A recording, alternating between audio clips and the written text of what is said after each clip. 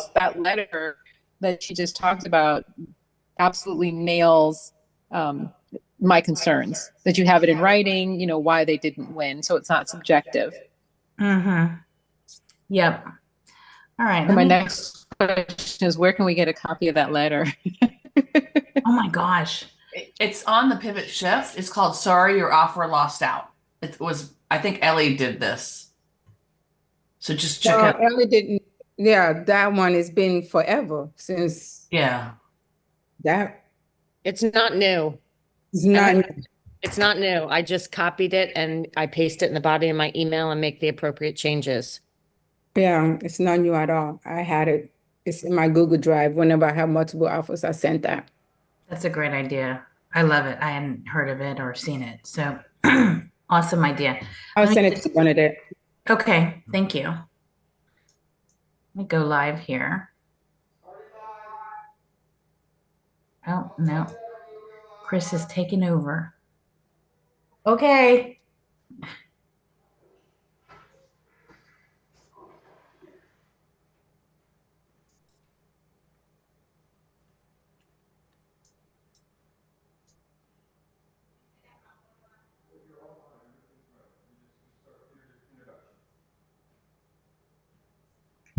All right. Well, welcome to the National Scripts and Real Estate Conversations. It's Thursday. It's my day. I'm Bernadette Hurley, your host for Thursdays and your resident real estate coach. Welcome, everybody. We're missing all of our friends who are at a convention today, but glad to be here. Glad to be here with all of you. Today, I want to take a little bit and talk about the real estate transaction, like just a conversation between ourselves and our clients. In the pre-show, we were talking about just setting up a conversation to prepare our buyers for what could happen if they missed out on an offer. I want to talk about the seller who has a listing to sell, and maybe the days on the market is not as hot as some of the fast selling markets that are around. Maybe the average days on the market is greater than 90 days. For a lot of you guys on the call, that might be the case. I'm speaking to people where, you know, they're 120 days on market on average.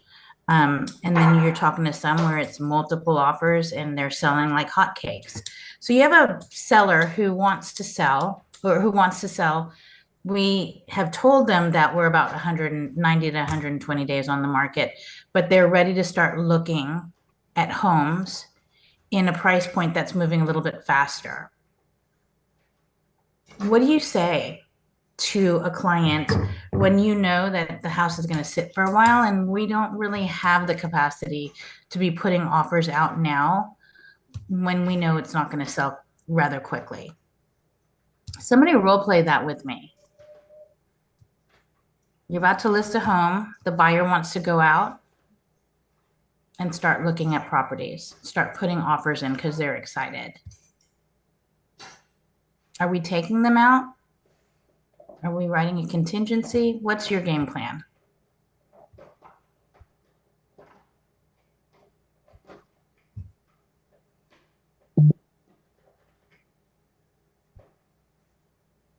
I'll speak on this. Awesome, Michelle. Okay, so I would take them out. And I would also, because I think that I wouldn't spend a lot of time on it, but I would take them out because I would also give them a visual of what the competition looks like and what other homes look like, how they're staged, a realistic view. And now they're coming from the buyer's point of view. So now you got to understand what your buyers are going to be looking at and your property. How does your property compare? Whether they're downsizing, upgrading, whatever, you know, how depersonalized is it? How cluttered it is? How does it smell? How are the upgrades? That kind of stuff. So I wouldn't spend a lot of time on it, but I would take them out.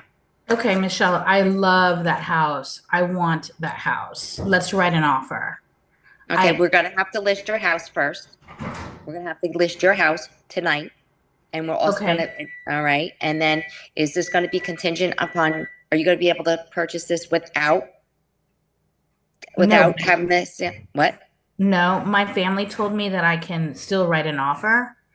And there's something called like a contingency. So I totally have to have this house. Okay, but you have to look at it all right, so it is contingent upon the seller finding suitable housing. That's how we would word it to protect you. Okay. However, your house should be listed. You have to look at it on the other end. If you're selling your home, would you want to take your home off the market for somebody that doesn't even have their home on the market yet for sale? Then you have to wait for that person to get somebody, and your home isn't even listed. So we can still rate your offer contingent upon the seller finding suitable housing, but we need to list it unless you're able to purchase this without needing the proceeds from the sale of your current residence. Does that make sense? Yeah. Well, we'll put the house on the market tonight. That's fine. Let's get going. But regardless, I have to have this house. Okay. So we're going to have to show now, do you have additional proof of funds, or are you going to be able to purchase this from just all the proceeds? Do you need all the proceeds from the sale of the house to purchase this? No, but I was planning on paying more than 60% down. But I do have some proceeds. Okay.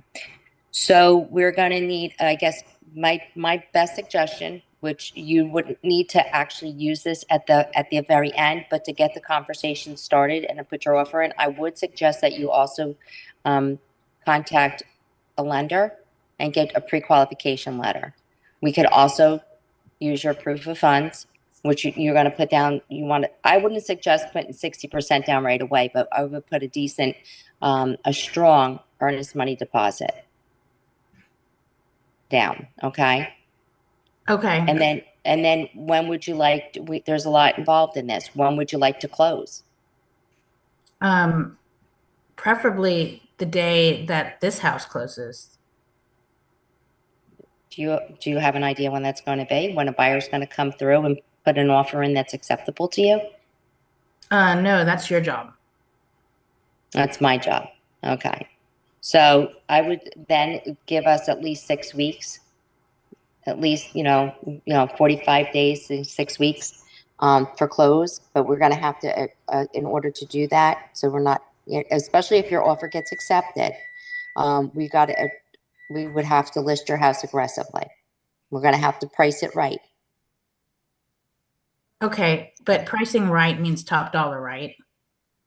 I honestly, with that, I will compare the comps. I will show you the comps. I'm going to actually have to come through your house and see exactly where we stand. But we'll have a ballpark range. We're going to discuss, any upgrades you have done recently, any mechanicals that have been new, if the roof's been replaced, the mechanicals, all these things. I'll look at your condition, and my goal is to get you top dollar. Get your house sold in the quickest amount of time with the least amount of discomfort. But in order to do that, I need to come to your house and check it out as well and just see the type of condition. And I would always suggest, if in a situation like this where you want to move quickly, we want the house to sell quick, I would offer it slightly under. I won't go to the top tier, slightly under, to generate more activity. Because when people know it's a great deal, they're going to flock to it. It's just like when you go to the grocery store and on the end caps, they have a deal and everybody wants to buy more. And people they have FOMO, fear of missing out. So somebody they're going to want to come and get your house. If they know it's a good deal, they most likely will overbid to make sure that they're getting it, that they're going to get the house, because nobody's going to know. If it's a great deal, especially in today's market, there's low inventory. So when a great house comes up on the market, it generates a lot of buzz and a lot of interest anyway. And if we price it right, it's a difference between $399,900 and $400,000. Some people think $399 in their head, it's the threes. Does that make sense? That makes sense. Okay, we'll do what we need to do because I really want this house. Okay. All All right. Well, let's get together tonight, and we're gonna list your house, and we'll prepare your listing and your offer all at the same time. Awesome. Great job, Michelle. Wonderful Thank job. you. Bravo. And before we go into breakouts, I want to script and role play with somebody about what we were talking about in the pre-show. Just preparing our buyers for a fast-paced market and the idea that you may not win the offer.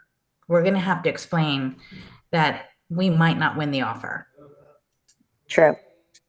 Somebody share what they would say to a buyer. How do you prep a buyer in a fast market? Jennifer was just sharing on the pre-show that she's seeing, are they lawsuits, Jennifer, or are they just complaints from the Association of Realtors? They were complaints. Complaints from buyers coming in, complaining about their agents not winning the bid for them. With the escalation clause? Actually, they were not complaining about their buyer's agent. They were complaining about the listing agent not accepting their offer. That's crazy. Are you guys protected in your state with evidence of presentation of offer? We don't sign anything, but that could be something that our broker implements today. Yeah. We don't sign anything that says it was presented. Somebody role play with me. Tell me about what you would say to a buyer to prepare them for this type of market, fast-paced market.